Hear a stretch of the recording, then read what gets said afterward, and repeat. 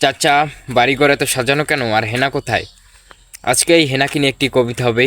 তো কবিতা শুরু করার আগে একটা জিনিস বলে রাখি, যে যারা যারা আমার ভিডিও দেখবে কিন্তু লাইক দেবে না, তারা হচ্ছে মূলত বাপ্পারাজ।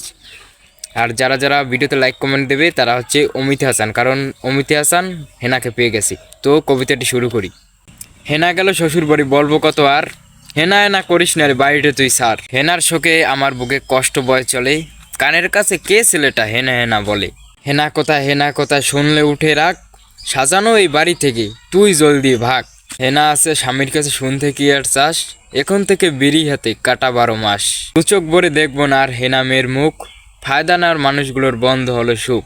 বাপ্পারাজরাই সবসময় অসুখী হয়, কারণ হেনা দেখ, বাপ্পারাজ এটা একটা কাল্পনিক হলেও বাপ্পারাজ নিজের কিডনি দিয়ে তারপর হেনাকে কিন্তু বাঁচিয়েছে।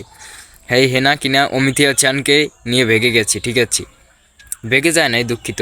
ওই যে সাজানো গুছানো বাড়িতে বিয়ে দিয়ে দিয়েছে, তারপর হচ্ছে তার প্রকৃতপক্ষে সুখী, আর বাপ্পারাজ প্রেমের সমাধি ভেঙে। বাস্তব জীবনটাও মূলত এইরকম হতে পারে। হেনা বাপ্পারাজের এটা মুভি, কিন্তু বাস্তব জীবনে প্রেম প্রীতি করবে একটার সাথে, তারপর টাকলাওয়ালা দেখে ভেগে যাবে, টাকা পয়সাওয়ালা দেখে অন্য একটা ছেলের সাথে। এটাই বাস্তব, এটাই সঠিক, ঠিক আছে। তো হেনা নামক নাগিনগুলা ছেলেদের জীবন নষ্ট করে দেয়, আর কেউ যে মুভি চরিত্র যেরকম বাস্তব ভয়ঙ্কর, ঠিক আছে। হেনা প্রত্যেকটা ছেলেকে জীবনে ধ্বংস করে, হেনাকে সবাই অ্যাটাক দেয়।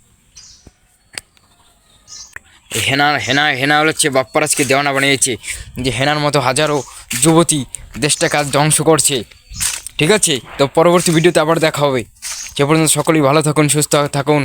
ভিডিওতে একটি লাইক, একটি কমেন্ট, একটি শেয়ার দিয়ে সাবস্ক্রাইব করে ইউটিউব চ্যানেলটি পাশে থাকবেন। ধন্যবাদ সবাইকে।